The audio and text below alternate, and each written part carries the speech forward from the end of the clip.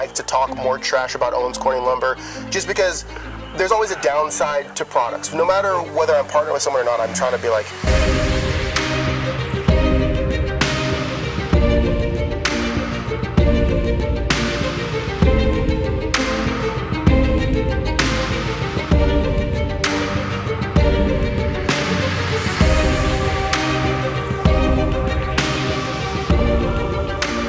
what is up, everyone? I'm here with Peter with New England Deck Builders in Acton. Yes.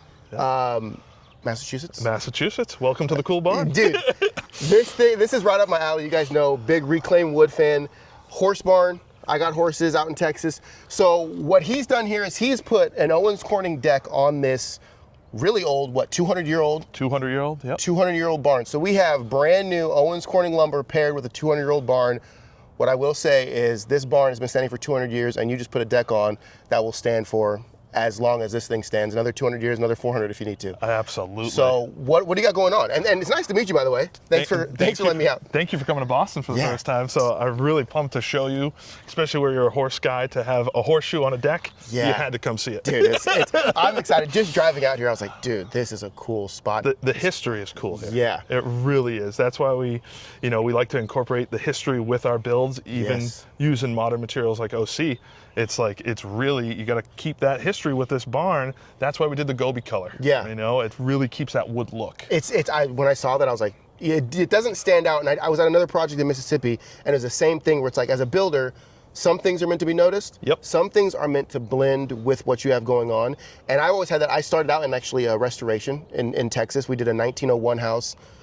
Very old. It was like, you know how they used to have like the corner house, which is like the big house of the block. So we were doing that one. I'm like, we've got to make this fit nicely. We got to make sure it feels like it's original. Definitely. And so you kind of had that problem here where you were like, how do I build something that will last forever, but also have it tie into an old structure with history? And I just got to take a peek at it, and you did an awesome job. Thank you. So it was a giant horse farm from the 1800s. The house was built in the 1700s, a couple years before the country was founded. Insane, dude. And then later on, they built the barn after we won the Revolutionary War. So, a lot of famous people have left their horses here, from the 1800s. I'm not sure exactly the names, but it could be the founding fathers' horses that were here. So that's really cool, the history behind it. That's why they call it the 1800 era, because they don't know the exact date. Yeah. So it's really That's cool. how you know it's old, when they're like, we don't have records, man. They're like 18-something. We showed up, this thing was standing, so we're assuming. Exactly. And that's the cool part about it, is seeing how well this thing has held up over the years and wanting to complement it with something that's going to hold up just as long. They have horses that stand on that pier and beam foundation. I mean, they built it tough. That's why we wanted to complement with something tough, and that was going to be able to stand and be safe for the horses to go out underneath. And it's really cool. It's hard to keep up with something this well built, though. So that's why we had to use those. Let's go take a look. So we moved here to the back of the barn. We have the stairs that lead up to the top, which is like a living quarters. Yep. Okay. And then under this, the horses can go into the barn. Exactly. So they can come in from this turnout and walk in under the barn, and when it's snowing and cold or whatever else they need to be in there for. Exactly. And the old deck was in the way of them coming in and out. You don't want them to bump onto anything. Yeah. So we brought the safety back to this barn, which was the number one most critical thing. Yeah. So it was really cool to be able to bring the horses back once our customer is ready to bring them back. Absolutely. And that's from that concrete up, that's what, you said about 18 feet? About 18 feet. So that's 18 feet. So you're hanging off this barn 18 feet in the air. Does. It's something that Owens Corning gives you that peace of mind of like, hey, this isn't going to get loose and pull away from the barn. Definitely. It's going to actually be safe. And then what's crazy here, you have, how many, I think you said 18 steps. 18 steps up to the landing, and then another, 4? Another 4. Another 4. So it's a lot. That's a really big portion of stair stringers that could fail. Yep. In any case, whatever you use, unless you're using something like Owens Corning, definitely, where you're not going to have weak points in your stringers where knots or whatever else. Definitely. So my question is, so you framed larger staircases with pressure treated, right? About the same. About the same, okay. Yeah, about the same. What did you find it working with this Owens Corning? Yep. When you're trying to go, what is that, 16, 14 feet in the air, you had uniform stair stringers because you could cut them all. Yep. You knew that there was no dimension discrepancies. You weren't dealing with trying to dig out 2x12 pressure treated that are matching. Definitely. Did you just pull off the bunk, cut your stringers, and throw them up? Throw them up. Didn't have to worry about knots. Didn't have to worry about crowning. It really is a game changer as far as you're doing the framing and the finish all at once. Yeah. And that really cuts down the labor. So it helps and it looks better. Yeah. Like we were talking earlier, a pressure treated wouldn't look great under the barn like that. So being able to pull a great color that Mary picked for this barn, for the barn deck here to go with her barn was really kind of cool to be able to use something other than the yellow pressure treated. Yeah, and you can see, I mean, one thing that the first thing I said to you when we came over here is like, I love the color of the Gobi Owens Corning lumber because it ties in, it's a very neutral, natural color. It has the wood grain, so it's not like just like a plastic, like flat-faced board. It has the wood grain, it ties in with the wood grain. I mean, it looks immaculate. And so I've seen people do this. I've done it on like a 2-stair stringer, but I don't know if it's called it's not box framing, but you did the bevels on your stringers. Yes. And then you faced it with the framing members. Exactly. And I think it's the way to go. If people could do it. you say that like everybody can just throw up 18 stairs perfectly with miters on all of your stringers. Exactly. How was that? I mean, these look like they're prefabricated. And I really got to shout out our foreman, Stefan. He did an incredible job. He focused on the stairs while I was focusing on the deck. Yeah. And he did an incredible job of making sure it was a 46-degree angle to make sure those seams are tighter than, any discrepancy. I've never heard that. Just a 40, Gordon taught me that. Okay. So the 46 degrees, so the miters hold in tighter, and anything, sludge from the cut or anything, it doesn't matter because it's a little bit of a tighter angle. That's why it looks so you can get that reveal on the exterior perfect without having to worry about any little issues that you might have on the backside. Definitely, if moving the saw a little bit. Tip right there. I didn't know. I just learned that right now. Right? 46 degrees. 46 degrees. That's cool. Bringing them together, and it really is amazing how it all comes together. And the frame finish kind of kicks it old school. You know, guys used to leave the framing as the finish. Yeah. And they do the best they could with the fasteners and everything. And now bring it into 2026 where we're using the Starborn plugs and screws. Yeah. We're doing the old school frame as the finish. Yeah. We got plugs and screws for it now. Yeah. So it's a game changer. What they did was they used the framing as the fascia. So that basically means, and we did a project where we had to do I think it wasn't TimberTech, it was Trex. Yep. Trex fascia. And you have to stand off for your rain screen for the water to be able to flow through. Yep. You cut your framing, you frame it up, but then you have to go back and you have to cut your fascia to match your stair stringers. You have to add a standoff minimum every 12 inches, was what they were requiring, because you're on pressure treated. And then you have to put that up on here. Then you got to go through and clad the front of your step for your toe kick. And so basically you're framing your stairs 3 different times. Exactly. To get what you did with, you frame this up, throw your deck boards on. That's it. So I've realized that I've saved a significant amount of time using Owens Corning lumber. Yes. People look at pressure treated versus Owens Corning when it comes to price. Owens Corning is significantly more expensive, I'll just say that. Yes. But what people don't look for as often or look at as often is what's the entire project budget? Okay, when you start throwing out your bids, you have labor, you have fasteners, you have fascia, you have standoffs, you have plug screws, all this other stuff. Yep. The more that I've done the math on this, when I look at labor savings, when I look at material savings, I realize that people aren't paying attention to the fact that this price isn't like triple, quadruple the price. It's going to be more expensive, but that number starts to dwindle as you get to the full project scope. Have you found that? 100%. So Owens Corning is expensive, but labor in Massachusetts is way more expensive. So, and carpenters are a dying breed around here. Yeah. So to be able to have a great carpenter just do that labor once instead of the 3 times like you were saying with the Trex board is a huge saving. So when it comes to the final number, it's 5 to 10%. Yeah. And that 10% is really buying the customer security that you have a lifetime warranty on that frame. We know the pressure treat is not going to stand up to it, so it's less labor for us, which is we're in dire need of more great craftsmen and being able to put this stuff together.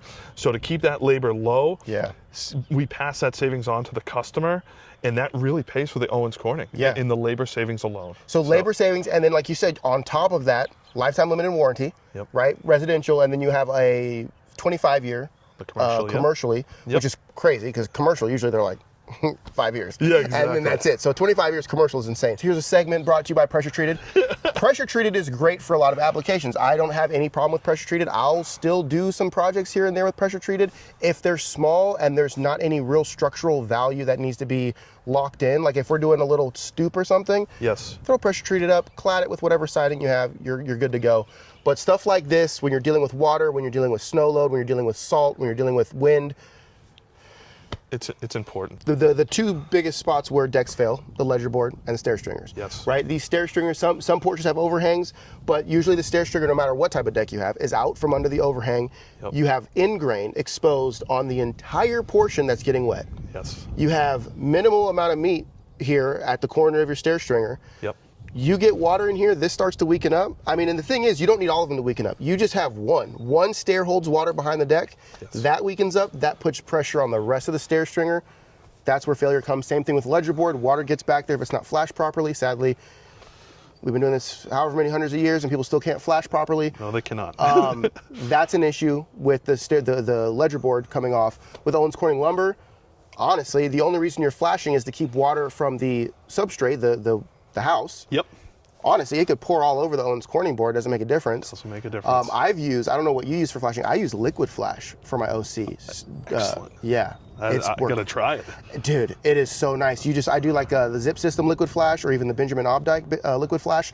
I just hit that on there, give myself a little bit of an angle at that seam. Yep. Then you just throw your deck boards on and dude. Send the water away from the house. Dude. We're absolutely loving building with the OC. It just makes our lives easier. Yeah. You know, and like we were saying, the labor is so expensive. Yeah. That's our major savings. One more spot we got to check out. Gotta check it out. This is the cool spot. We're gonna go up the stairs real quick. Okay, so now we're at the top of the deck, and you can see here at my feet they have a granite inlay, which I've actually never seen this before. Can you explain kind of how this thing came to? So we've done it on one other project, and basically I loved how it turned out. My wife doesn't necessarily love the granite inlays, but I'm obsessed with them. That's kind of like my claim to fame is the granite inlays. So the trouble with this project is we wanted to keep the history of this awesome barn on the deck. Yeah. So we're using modern materials. We got the color down, but we wanted to bring some history to the deck. So we wanted to inlay High Bid Farm 1800s with the horseshoe to kind of keep that history alive with this old barn on a brand new deck. That's cool. Dude. So, you know, I can't wait to have the horses back here, where my customers can enjoy a cigar out here overlooking their farm. Oh, man. So that's the goal, and they're really excited for all the snow to be finally melted off of this thing and to enjoy their deck with a little piece of history. Which I think is something like, I think a lot of people, and I try to keep my content as authentic as possible. I would like to talk more trash about Owens Corning Lumber just because there's always a downside to products. No matter whether I'm partnering with someone or not, I'm trying to be like, hey, I love Huber engineered woods, but if you're building a shed, listen, just throw some plywood up there. Like you're not really worried about your envelope, your airtightness on a shed. Definitely. Owens Corning is one of those things where, yes, I can see applications for pressure treated, but once you start working with it, like you said with your deck, you saved probably, you could have built that deck 3 times, right, in the time that it would take you to build one pressure treated deck. Exactly. Right? So that's really where the benefit is. And when guys and people that I've talked to that have finally used Owens Corning for the first time, they get spoiled. Wicked. They no longer want to spend a half a day sorting through lumber, crowning, finding your stair stringers, pulling out bad joists, cutting off 3 feet for splits, knots, and twists. Like they realize, like, oh my, like I don't want to handle wood 5 times. Exactly. Whereas you drop a bunk right down there, you slide off and you start cutting stringers. You don't even have to look at it. And especially when you're this high up, and this is actually one thing that I want to touch on. I talked to a lot of people about when you're building overhead, it is a pain to set brackets, to set your joists, because you're going up and you're going down, especially if you have inlays where you have to frame in between, you have to do cross sections, miters, all this other stuff. It is a pain to match up pressure treated for especially composite decking and inlays. Because basically you just kind of got to frame it crappy and then plane the crap out of it. Exactly. It's tough, and that's why it makes it so much easier for like an artistic thing like this, where if this was PT, like you said, we'd be planing and sanding and throwing it up and making it right, and that takes a ton of labor. And to do it this high, It's no fun to be running G-tape, you know, this high off the ground. That's another thing we didn't have to do. There's a lot of people that want to get into the trades and build in the trades, and they're scared of bidding jobs higher.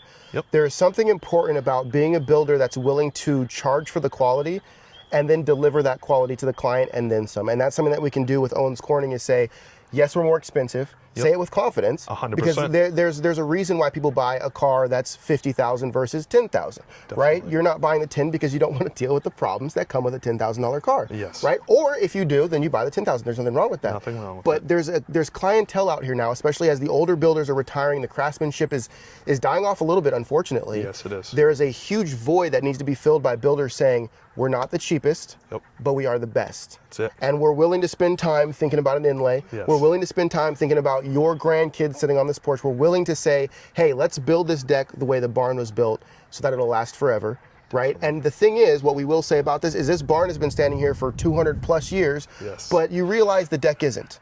And that is something that everyone's like, well, it's plastic, why not build it? There's something about wood that's covered, and there's something that wood that's uncovered. I don't care how great of a builder you were back in the 1800s, the deck is gonna fail. Yes. Traditional organic materials will always fail in the weather, yes, especially structural. Definitely. This isn't a cop-out, this isn't cheap. This isn't saying, hey, we don't like true lumber anymore. This is saying we don't want to continue rebuilding this deck off of this barn. We want the deck to last the same amount of time as the barn. Definitely. And that's what this product is. And I will say, just to wrap this up for you guys, if I've got a lot of messages from people about the price of Owens Corning lumber. Now, that varies because lumber yards have a kind of a free range of how much they want to mark up Owens Corning lumber. So if you do call your local lumber yard and they're like, Owens Corning, yeah, they have the ability to get some, and they give you an outrageous price, call the actual Owens Corning headquarters, figure out who you got to talk to, go to their website, call them directly, and figure out if they can get you a price themselves. Because the discrepancies that I've seen traveling across the country from lumberyard to lumberyard, they're not very well educated in Owens Corning yet. It's a fairly new, it's been around for what, three and a half years. It's fairly new in the structural framing world. And a lot of these builders are marking it up like they would pressure treated, which the margins aren't the same, and that's kind of the issue. They're starting to learn, and we're trying to help educate that the markup needs to be different.